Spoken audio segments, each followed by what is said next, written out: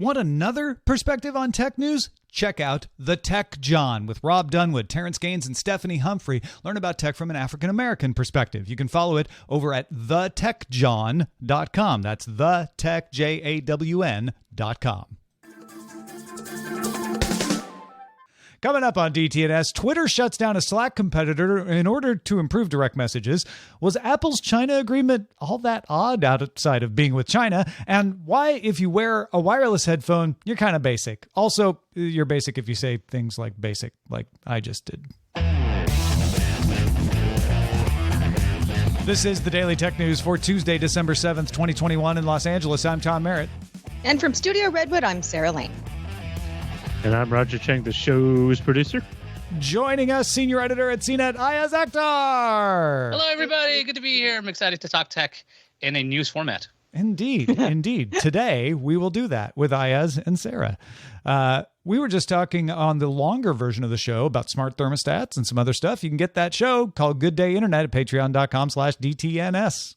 Big thanks to our top patrons. Today they include Jeffrey Zilks, Tony Glass, and Philip Less. Let's start with a few tech things you should know. Google and Roku have been in a dispute over how much to share data and ad revenue, and as a result, the YouTube TV app is no longer available in the Roku store, and the YouTube app is scheduled to go away on December 9th. Now, if you've already downloaded either app, you still have access, so not to worry. It is too late, though, to get the YouTube TV's app if you don't already have it. But if you want to make sure you have the YouTube app on Roku after December 9th, now might be the time to download it. Indeed. Or just hope they come to an agreement. Or that. Intel acquired computer vision and autonomous car tech company Mobileye back in 2017 and announced Tuesday it's going to take it public. Intel will remain the majority shareholder after the IPO, and Intel says Mobileye revenue is good. It's up 40% this year over last. Mobileye is developing advanced driver assist systems, one of which is used by China's Geely in the Zeekr electric vehicle. Mobileye also makes LiDAR systems, the EyeQ system on a chip, and a data crowdsourcing program called Road Experience Management. The 3D maps format from that last project will be used by autonomous delivery companies like UDelv, Schaeffler, and more. Mobileye also plans to launch a robotaxi service in Germany next year. The U.S. District Court of the Eastern District of Virginia unsealed an order Monday that permitted Microsoft to take over control of domain names being used by a group called Nickel to gather intelligence and compromise systems at government agencies and NGOs in 29 countries. Microsoft can now divert traffic from Nickel's malware to render it ineffective, as well as gather intelligence on the group itself. Microsoft posted information on how administrators can defend themselves against attacks from Nickel, because once Microsoft has shut Nickel out of your system, you won't want Nickel back. No. You won't. Cambridge Quantum announced a platform that can generate cryptographic keys using a quantum computer. The service will be called Quantum Origin, marketed to financial services and security organizations at first. This is the first quantum computing-powered security service to be offered commercially. Instagram announced teen safety updates the day before CEO Adam Mosseri is to testify before U.S. Congress in a Senate hearing titled Protecting Kids Online, Instagram, and Reforms for Young Users, focusing on what the Meta-owned company knows about the impact of its services on younger people. The new update will prevent users from tagging or mentioning teens not followed by the account and will recommend other topics if a teen spends too much time on one specific interest. Next year, parents and guardians will be able to see how much time their teen has spent on Instagram, enabling the ability to set limits, and will notify them if a teen reports another user. All right, let's talk about Twitter and that DM overhaul coming. Quill is the company that was launched in February this year, or at least came out of stealth in February this year, as a more people-focused Slack competitor. The company promised to solve the problem that users of things like Slack and Teams had of having to skim through thousands of messages every day just to keep up. In Quill, every channel automatically created a thread for each conversation, making them a little easier to scan. And if you didn't want a thread for every conversation, they had a separate kind of channel called a social channel where the comments just flowed unstructured. with options for threading if you want, but that was for non-work stuff. Basically, they differentiated productive and non-productive uses. Notifications were also managed a little better. They were restricted to critical and time-sensitive messages by default. And when you mentioned somebody, it didn't always blast out a notification to them. You could class it as passive. I'm just referring to this person, and it's okay if they know, but I don't need to notify them. Or priority, which is like, make sure to notify them. Like, I want to get their attention. If that sounds interesting to you, I'm very sorry. Twitter just bought it and is going to shut it down at 1 p.m. Eastern on December 11th. Existing Quill users have until then to export their messages. But that approach to looking at something that everybody likes to use and trying to say, well, how can we make it better? How can we make it easier to use? Is going to happen to DMs. Twitter GM for Core Tech Nick Caldwell said the Quill team will help, quote, make messaging tools like DMs a more useful and expressive way people can have conversations on the service. And on the Quill blog, the company wrote that its team will work at Twitter to, quote, make online communication more thoughtful and more effective for everyone. Now, I don't know exactly how you do this. I don't expect that they're going to try to make DMs into a Slack competitor, but I can sort of see the idea of, hey, what we did with Quill was look at Slack and identify pain points and try to figure out how to make a better design that would reduce those pain points. It wasn't creating a new product. It was improving an existing kind of product. I feel like that's what they're being asked to, is like, hey, DMs are here. They aren't great. Figure out the pain points and help us improve it. When Quill first launched, and we talked about it, I remember thinking, well, it's only a matter of time before Slack just offers the same functionality, because it wasn't a radically different product for productivity. It was just offering threaded conversations within channels, which Slack just doesn't do very well. And, that could still happen in Slack. I'm quite surprised that it hasn't. But that doesn't really matter because Quill, the product, is going away anyway. Yeah, I kind of feel like if you are a person who is in the DMs a lot, and maybe are on group DMs where things get a little bit unwieldy, I don't use Twitter that much. I mean, DMs are kind of one-on-one for me, and there's just a lot of stuff I don't look at when it comes to like unsolicited DMs that I have open just in case, but most of it is junk. That could be cleaned up a lot. I don't know many folks who use Twitter DMs as a primary way to talk to coworkers in any way. I'm sure you're out there, and you probably are a better person to say, here's what we'd really love the Quill team to do now that they're a part of the Twitter team. Yeah, looking at the Quill, the software, seeing the features it has, it doesn't look like it's anything that Twitter couldn't build themselves, which makes me wonder if they were thinking, okay, how do we redo DMs? And they kept bringing up Quill as an example. Like maybe they're figuring it out. Maybe they're really just buying the brains behind this product, because they are re-envisioning how Slack works. And Slack has a ton of features. It's like a Swiss Army knife, and then there's so much junk on it, you don't know how to use it all. It can get really, really cumbersome. And Twitter has a history when it comes to feature creep. Usually it's pushed by the users adding hashtags, adding @replies, adding this stuff on their own. And then Twitter goes, oh yeah, we'll adopt it. Maybe they're actually seeing something in this brain trust, essentially, that can help them move Twitter from just a social platform into a more productivity tool, because there are a lot of social media managers out there. I'm sure they'd like to be able to use the actual Twitter tool as the basis for handling all of their postings, or making sure they're keeping track with competitors. All that different stuff could be built directly into Twitter if they can use this kind of Quill integration in the long run. I don't know. I think it's natural to say, well, Quill was a productivity tool, so the Quill people will make productivity tools at Twitter. But I don't think that's what they're going to do. I think Stoic Squirrel's complaining in the chat room. Twitter always does this. They buy something and shut it down. And the reason that happens is Twitter doesn't acquire companies for what they do. They acquire companies for what you said, Iyaz, the brain trust, what they're good at. I don't think they're going to try to make DMs into a productivity tool. I think they looked at it and said, hey, you were really good with a productivity tool at figuring out how to improve the communication flow. We don't want to change DMs into a communication productivity tool, but could you improve the communication flow there? That seems to me to be what they might be the most likely to do. And maybe add pro features for Twitter Blue. That could be another thing. That could be that too. Life's 360 makes a family tracking app that helps parents keep tabs on where their kids are, along with other location-based services, so it made sense when Life 360 announced last month that it would acquire the location tracking hardware company Tile, the makers of tags that help you find your lost things. Match made in heaven, right? There is some concern, though, about location data and how it's going to be used. Life 360's privacy policy for Life 360 itself makes it clear that it does sell data from its users, but the company's CEO says the company has no plans to sell data on Tile users, going to keep those separate.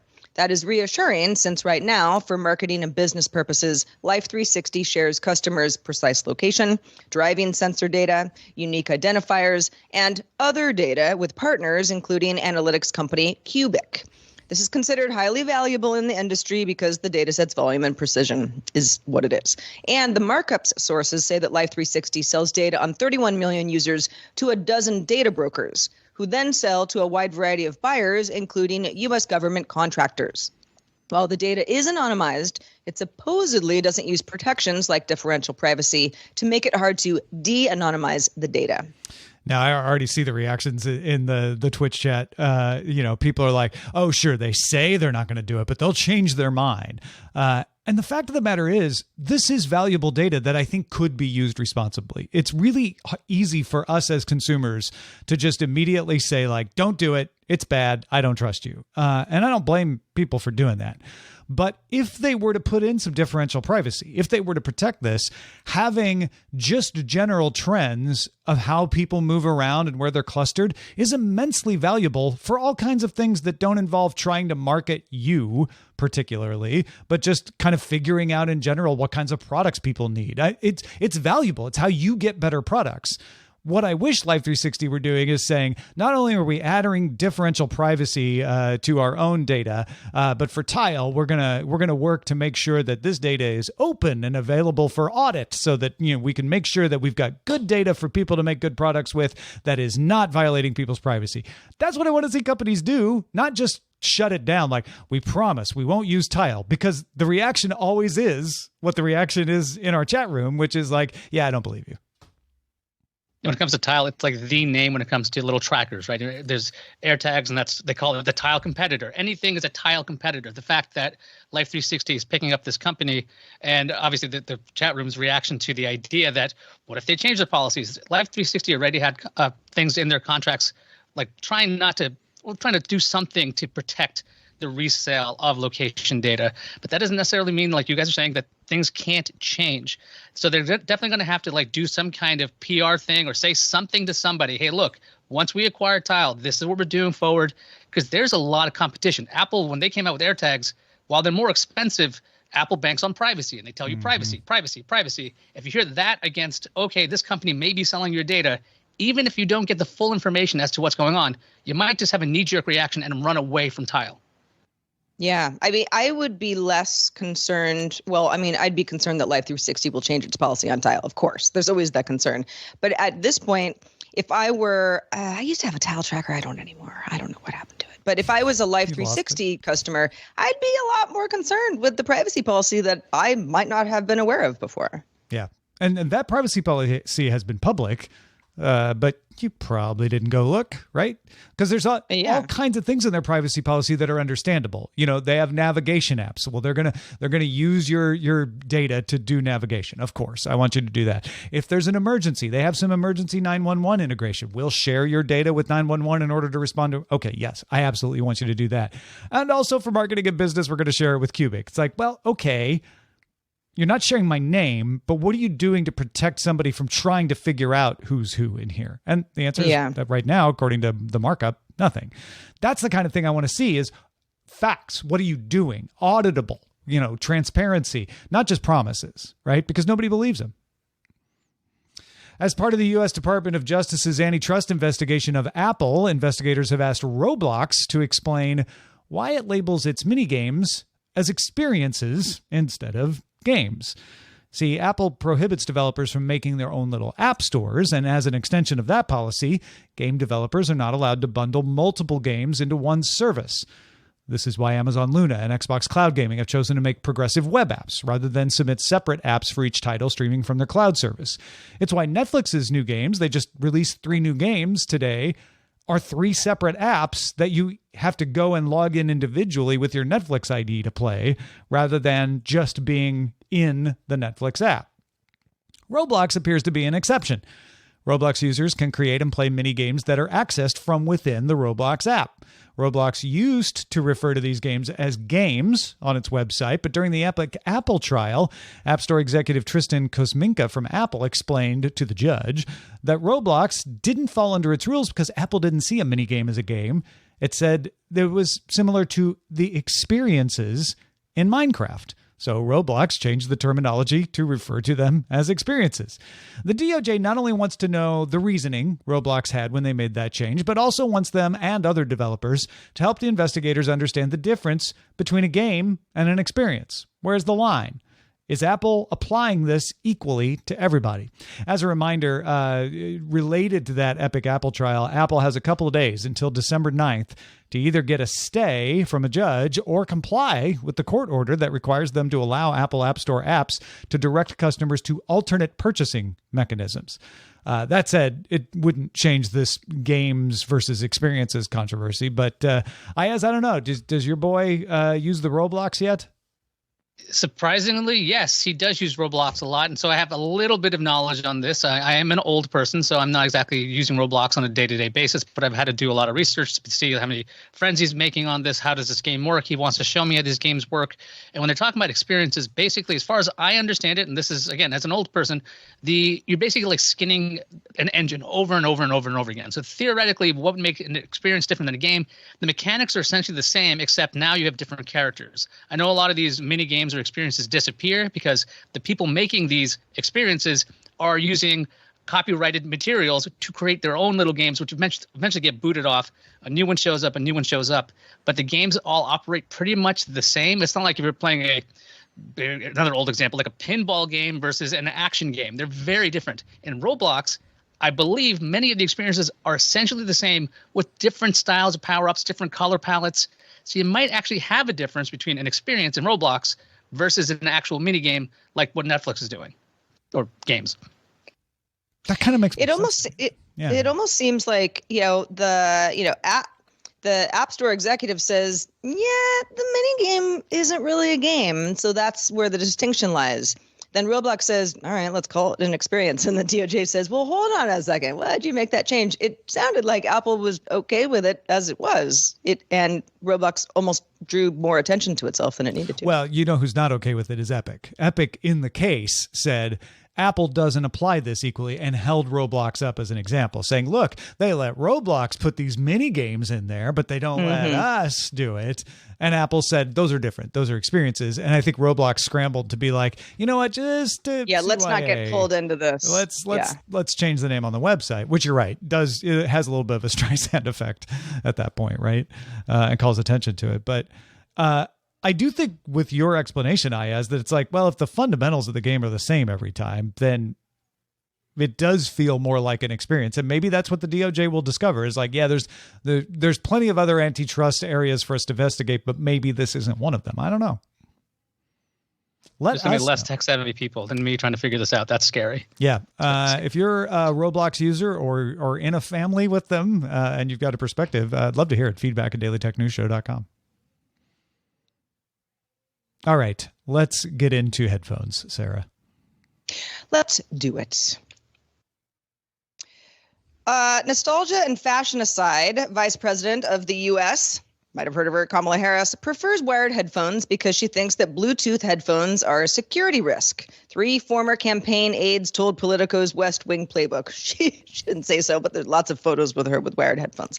That's not all that's going on in wired land, however. Up-and-coming Instagram account Wired It Girls. You could also almost think of them as IT girls because we're talking about technology, but Wired It Girls celebrates a possibly shocking trend to you. People, mostly women, wearing wired headphones. Just, it's an Instagram account. The account is run by a woman named Shelby Hull.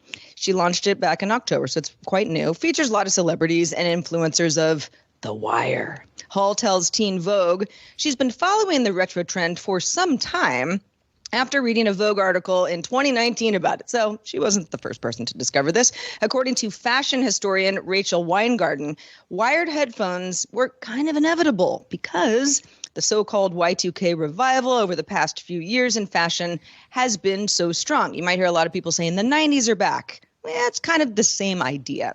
But why wired headphones of all things? Weingarten thinks it's just the reality of the modern world, telling Teen Vogue, quote, "The pandemic had most of us home and yearning for more comforting things, ranging from home-baked bread and crafts to less futuristic tech. For some reason, even though we spent most of the past year on Zoom, there was this tremendous sense of nostalgia and spending time listening to each other's voices." Now, of course, Weingarten may have a point there. You can use wireless headphones to listen to each other's voices. But I cannot agree less with this trend. I mean, for many years, all I asked for, all I wanted in life was to not untangle my earbuds 5 to 10 times a day, coming out of a pocket, coming out of a purse, wherever they might be. Much as I tried, I could not wrap them in a way that could keep them from tangling themselves. I hate it. I never want. I mean, I'm wired right now because I'm not walking around, and if the headphones I was using now were mobile in any way, I'm sure I'd have the same issue. But it baffles me, the things that people will do for fashion. It's like wearing uncomfortable shoes. They're not very comfortable. You have better options, and yet they happen. I think it's probably mostly that nostalgia fashion that happens when we do inconvenient things because we didn't grow up with them, but we think it's kind of interesting that other people did. And so, we go back and we use LP records or wear fedoras or, grind our own coffee in a burr grinder instead of an electric grinder or stuff like that. I think the only legitimate argument I've heard is that when you're wearing wired headphones, it's very clear that you're listening to headphones and people bother you less because they see the wires. Yeah. So that might be part of it. I don't know. That's true. I don't think it's worth it. It's not worth it, fashionistas. But yes, it's not something I've looked at this Instagram account. I have been aware of this trend. I knew that Kamala Harris didn't trust Bluetooth. The wired thing it's not like new to me as of today. But when I look at a photo, I never go like, how trendy are you? I'm kind of like, wired headphones, whatever. I guess they just don't have wireless headphones. Y'all are both wearing wired headphones right now. I'm leaning with Tom on this one of the signal to people, even if you're not connecting to anything, don't bother me, because you can wear those little earbuds and the smaller they get, the people just don't see them. And it's not a sign to them to say, hey, leave me alone. So even if you're not plugged into anything, I'm like, I get that, especially why when I was looking at the trends in this, it was a lot of the white AirPod or the earpod ones that really stands out versus clothing. So I'm like, that's I think more of a signal more than like, oh, it's really trendy. It's like, leave me alone with my AirPods or earpods, excuse me, not AirPods. With my Jabras all day, every day, when I'm out and about and someone says something to me, I have to go like, I'm sorry, because they didn't realize that I couldn't hear them. Yeah. Well, folks, if you've got thoughts about headphones, perhaps you're even in our Discord listening with your headphones, you can join by linking to a Patreon account and talk in our Discord. Link that account at patreon.com/DTNS. The information's sources say Apple signed a 5-year agreement in 2016 with Chinese government officials to help develop China's economy and technological capabilities. The agreements were made during a series of visits to China by CEO Tim Cook. The information says it has seen a copy of the agreement between Apple and China's National Development and Reform Commission that details Apple investments in China and regulatory exemptions in China for Apple. The document describes Apple providing training, supply deals, research collaboration, investments, and assisting government programs. This included Apple stores, opening them, investing in them, R&D facilities, Apple opening those in China, and renewable energy projects, among other things. The deal supposedly will end in May 2022. My question is, this is getting a lot of secretly, which means they didn't release a press release about it. And is this different? If this happened in the UK, is this different than what Apple might do with any other country, other than this being China, which I agree is different? But if they're doing business in China at all, is there anything in here that surprises you that they're like, oh, they struck a regulatory deal with a country's government? I mean, trying to make sure that the country is okay with you and making sure your products can be available. That's something Apple does with a lot of other nations. I think that, like you were saying, the reason that this is bringing up a lot of people's thoughts, it's China. So there's a lot of invasiveness when it comes to the government. They want to make sure they get inside of all the technologies. And Apple's been a stalwart saying, look, we're not allowing any government into our stuff. You're not able to get iPhones. We will not sell tools or build a backdoor that lets you into our devices. And so the fact that there wasn't a glowing press release from years ago saying that we are setting up a deal with China, it does give like an air of suspicion. However, if Apple's willing to do anything stupid enough where they could basically throw away all their goodwill after years and years and years and years of saying privacy, like I've said before, privacy, this company, that would seem intensely foolish and extremely dangerous for anybody at the top of Apple, especially Tim Cook. Yeah, I think China is a country that I don't know. It's going to move the needle a little bit more. I've used that term twice in one show today. But also, I think the whole idea of this was back in 2016, 5 years ago, and we're just now hearing about it is a way to get people to say, oh, boy, Tim Cook and China shaking hands. No one do. This is Apple is being secretive again, and we're uncovering something. I agree with you, Tom. Unless China, you've really got a problem with specifically, this is not different than an agreement that could be made with lots of other countries and has. Yeah, I think that's where I'm at, which is you should have a problem with Apple doing business in China overall, right? There are questions there. You should be looking at that. But this doesn't change that. This doesn't highlight it. I'm not seeing anything in here which is problematic where it's like, and this is something you wouldn't see them doing, or they shouldn't have agreed to this in China because X. I mean, training people, investing in stores, striking supply deals with companies in China that they would have probably struck supply deals with anyway. Like this is all fairly boring stuff. Maybe I'm missing something. Maybe there was something in here I overlooked. But to me, it's like, if you have a problem with Apple being in China, well, you already had that. And I don't think this quote unquote revelation really changes that. Well, let's check out the mailbag and see if someone has already written in about this very thing. They might be typing it up right now. But in the meantime, Kenji, a.k.a. Tidgooby, in Twitch chat, said, relating to the blockchain and the terminology around all of that, I'm not sure if this is a distinction that matters to others. But I think it would be helpful to tighten up the usage of blockchain versus distributed ledger. In general use, I agree blockchain refers to a distributed ledger, but as crypto gets more prominent and used for more things, especially things like central bank digital currencies, I think it would be helpful to make the distinction. Kenji says, I think I understand how a blockchain works. A chain of block, each is signed and includes the hash of the previous block, creating the chain. The blockchain can be maintained by a distributed or central authority. Kenji says, I understand the general concept of a distributed ledger, shouting in a room of accountants until over half record the transaction, for example, but I have no idea how that's accomplished technically. Well, the ledger is a series of entries, and the entries are the blocks. So that's I looked at this email. I was like, this is a really good point. They are not necessarily the same thing. A blockchain is a way of adding blocks that, and an NFT isn't necessarily a distributed ledger, right? But it uses a blockchain to record that, smart contracts, etc.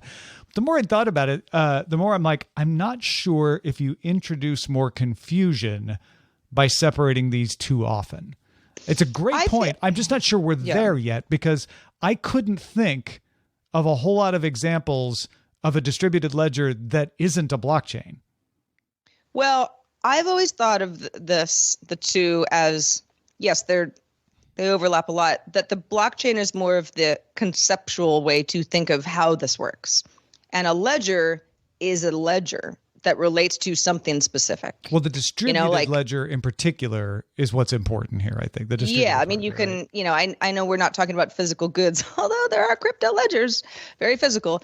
But yeah, the ledger is kind of like, this is the thing. This is the noun, that I'm using to describe this set of data. The blockchain is more of this all-encompassing way to describe lots of ledgers. Yeah, the distributed ledger, as I'm usually using it, and I hope this is right, is is for Bitcoin. There's a distributed ledger that says who owns how many Bitcoin, right? And you shout into the room of accountants until over half of them record the transaction by adding the block. That's the ledger. The blockchain is what comes out of that shouting, right? That's the chain that everybody finally agrees. Okay, this is the chain, and the block is in there. Kenji's not wrong at all. There is a difference. I'm not sure how useful describing the difference is yet. But the fact that Kenji's asking and we're thinking about it means like, okay, we're getting close. There are going to be more and more examples of a blockchain that doesn't use a distributed ledger like NFTs. Although arguably you could say the NFTs are even a distributed ledger of a sort because they're recording who owns the thing, right? But yes, there is a fundamental difference, like Sarah was explaining, that the blockchain is the platform. It's the mechanics underneath, and the ledger is what you're using the blockchain for. It's how you're getting the information into the blockchain. But very thought-provoking email from Kenji. Thank you for that. Yeah, and if you have thoughts on the blockchain and ledgers or anything that we talk about on the show, we would like to hear those thoughts because you're all very smart folks. Feedback at Daily Tech News Show is where to send those emails. We also wanted to thank our brand new bosses. Got two of them today, Kevin Sill and Martin Plouffe, who just started backing us on Patreon. Thank you, Kevin, and thank you, Martin. Woo! Yeah. Yeah. Whoa, whoa. This is what you get, folks, when you join up. That's right. A lot of applause. We're also going to applaud Iyaz Akhtar just for being himself, but also for being on the show with us today. We missed you, Iyaz. Welcome back, and let folks know where they can keep up with everything else that you do. I missed you guys too. So DTNS is one of my favorite shows to watch. So I will be on that more and more and more if I can let me on there. Also go to cnet.com because I've done a ton of buyer's guide videos. If you're trying to get a sound bar, a TV, Bluetooth speakers, whatever, you're going to see my face explaining what you should know before you buy something. So go to cnet.com, check out our buyer's guides because the holidays are coming up and you need to know what to buy. Well, we are live on this show Monday through Friday. If you didn't know, now you know. 4:30 p.m. Eastern, 21:30 UTC, and you can find out more at dailytechnewsshow.com/live. We'll be back tomorrow with Scott Johnson. Talk to you then.